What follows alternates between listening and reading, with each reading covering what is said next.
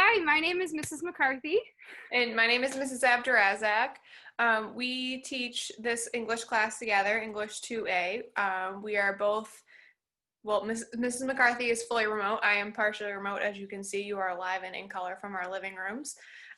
So we teach this class together, as I said, so that allows us to be able to split up the kids if need be, do breakout rooms to smaller groups within their cohorts. We meet together on Wednesdays as a whole class, and we do a lot of things together, as Mrs. McCarthy will discuss further, and kind of our breakdown and what we plan to do for the trimester.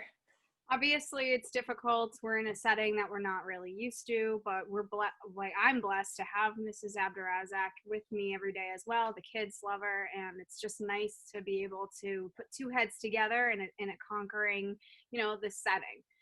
So yeah, as Miss A was just discussing, it benefits the kids tremendously to be able to have two teachers at the same time, one of us checking in on the kids, making sure that the kids are paying attention, making sure that their faces are shown, making sure like that the kids are up on their assignments constantly.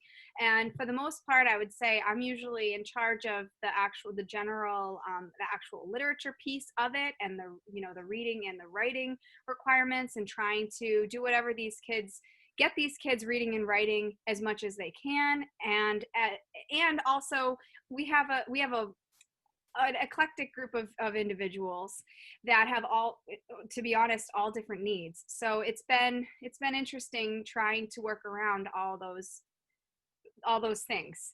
So Remotely. yes, exactly. So yeah. So anything to add for now? No, I think, yep, we can jump into our novels. All right, so yeah, so now we're gonna show you guys what our website looks like, and what we've been doing, and what our class tends to look like on a regular day.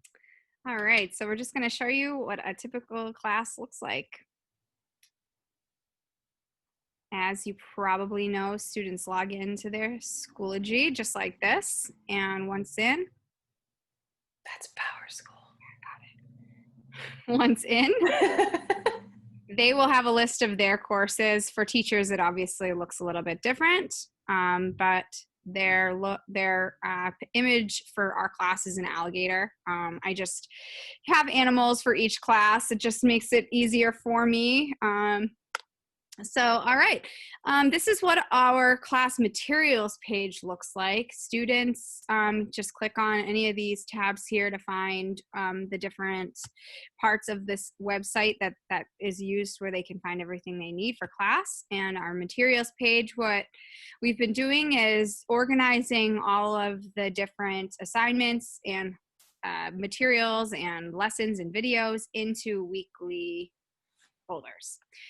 Students can also find what they need for that week in the class syllabus. Originally, we've been trying to have this ahead of time done on the Sunday prior to. I will admit, though, that it has changed, sometimes dramatically, depending on internet issues, depending on just, the mental health of the class generally as a whole. This has been an interesting change, and I think it's safe to say that we hit the ground running, and we had a lot of expectations on how classes would go, planning to cover a lot of information, and just it's been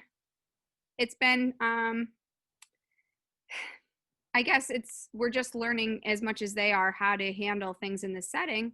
So every day, we will have a plan ahead of time, but there are days where things change. There have been times where we've peeled back a little bit of what was expected, because students, they have come in seeming to be pretty frustrated with just being able to get all of their assignments done. And as Mr. DeLongchamp, our new principal, has told us, the most important thing, I would say, to Brittany and myself, is that these kids are taken care of, and that we put them and emotional state, and what we're trying to just make sure that we're doing right by your child.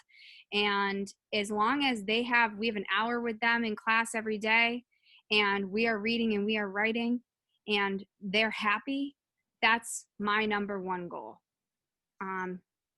Did you want to add to that, Miss A, at all? No, I mean, I agree with everything that Mrs. McCarthy was just saying. I think in terms of English, it's not always everyone's favorite subject. So really, we try to do as what we can in a period. And as she said, if we're writing something or reading something or annotating, just getting their brains moving, then we're happy with that. We don't ever want this class to be something that induces stress or frustration for your child. And we're trying to keep it light and fun, but at the same time, make sure that they're learning what they need to learn. Exactly. For sophomore English. Well said. Yeah, so just keeping in mind that some of the materials we always make sure we have, like right now we are reading Of Mice and Men, and you may remember it. Later in this video, I plan to include a short video of what our class looks like. It's pretty difficult not being present in the room with the kids as we're learning. Makes it kind of difficult. So we just try to give them as much supplementary materials as we can. One thing obviously is the audiobook. They can listen to it. They usually will have some kind of a writing assignment or something that keeps them engaged. There will always be students in the class that will do as little as possible and want nothing to do with our subject. So we always have to make sure there's usually some kind of writing assignment to go along with it, even if it's just answering questions to go along with that.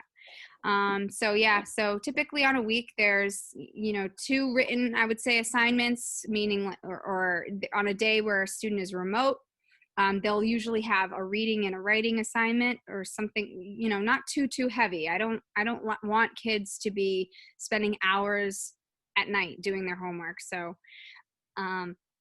they'll have a reading piece. Sometimes we will read together in class and pause and discuss. There's also for our novel, there's a general overview PowerPoint that includes the main themes. They can find the audiobook on there. I've included, you can see that there's like certain poems, questions, little writing, small writing activities that will help the children get better with their writing skills and understanding what it is that they are reading. So, as you can see, like, it's pretty easy for you to go back and see what it is that they were doing. And a student who has missed a class or two should be able to find this information, find the activities, and be able to do it on their own. I do think it's an important skill for students to learn to educate themselves. And if anything, in this setting, it's new for them, but at least they're learning that. So anything to add? No, I don't think so. Please feel free to reach out to either one of us if you have any questions.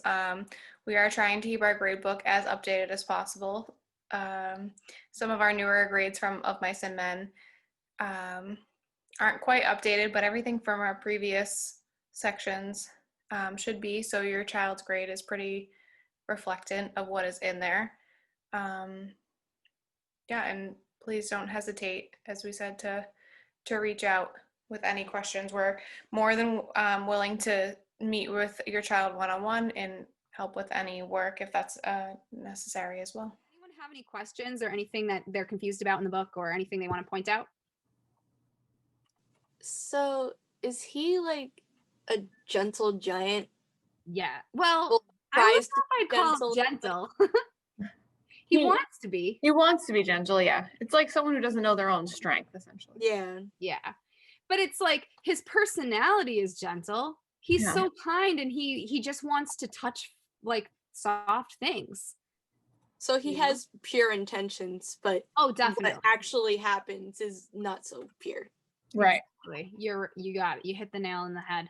And another concept that the men were just talking about too, that we kind of went over, but I'm glad that I'm going to bring it up right now, is the idea that a lot of these men, the lifestyle that they lead, that they've been forced to lead due to the Great Depression, is one of solitude.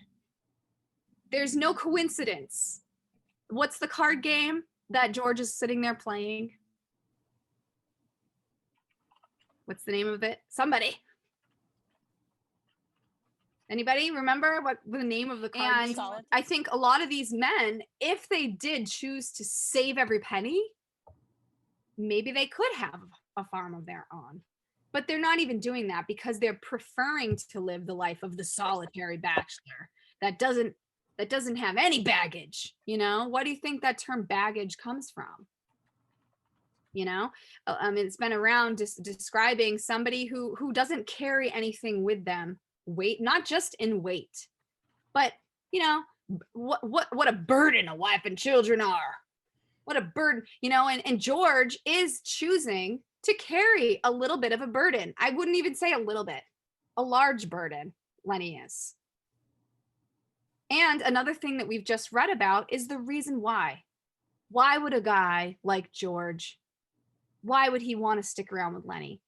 And we learned that it's because he feels really guilty about something that he did. He told him to jump off into the river and knew he couldn't swim. And it was at that moment that he felt so bad about what he did. He learned something, and now he empathizes. And now because of that, he's going to stick around with Lenny. Not to make relationships with other people because you might risk something like getting a broken heart, or being friends with somebody and then that not working out. When some people choose not to do that because it's a risk, because when you get your heart involved in something, you end up with baggage if it doesn't work out. A lot of these men probably had hopes and dreams, something which we're going to talk about tomorrow in class. But if you don't try to obtain your dreams, you'll never be heartbroken when you don't get them. And that's probably the biggest theme of them all, right? All right.